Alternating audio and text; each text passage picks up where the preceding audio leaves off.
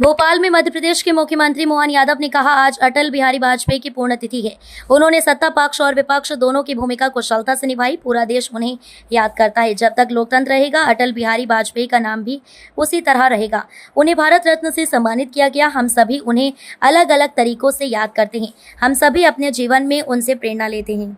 हमने कोशिश की है कि यहाँ से जब हम निकलेंगे तो यहाँ से अटल बिहारी वाजपेयी जी की भी पुण्यतिथि, और अटल बिहारी वाजपेयी जी हमारे विचार परिवार की दृष्टि से पहले शुद्ध विपक्ष के वो हमारे प्रधानमंत्री देश के लोकतंत्र को गौरवान्वित करने के बने, और विपक्ष के दल के बाद जब पक्ष के दल के होते हैं तो उनने स्वच्छता के साथ दोनों रोल दुनिया के सामने रखे हैं।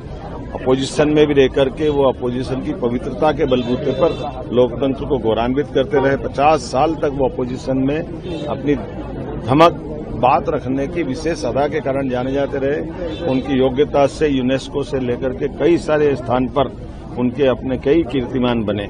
विदेश नीति कई सारे मामलों में अटल जी ने अपना जीवन जिया, लेकिन लोकतंत्र के लिए 19 महीने वो जेल भी रहे। लेखनी के माध्यम से, साहित्य रचना के माध्यम से, क्या हार में क्या जीत में, भयभीत नहीं में, ये जो भाव है ये बोलने का भाव नहीं करके दिखाया है।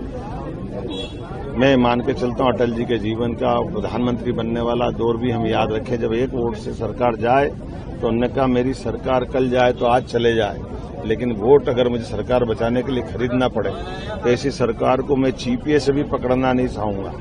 इसका अर्थ है उनके मन में पवित्रता कैसी थी, और 24 दलों को लेकर के सरकार चलाना ये केवल अटल जी ही कर सकते थे। परमाणु बम का आवश्यकता के अनुसार शक्ति संचय का देश का संकल्प उनके दौर में ही पूरा हुआ।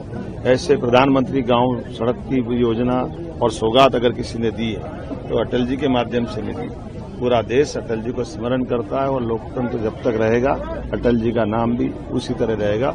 इसलिए हमारी सरकार ने उनको भारत रत्न भी दिया।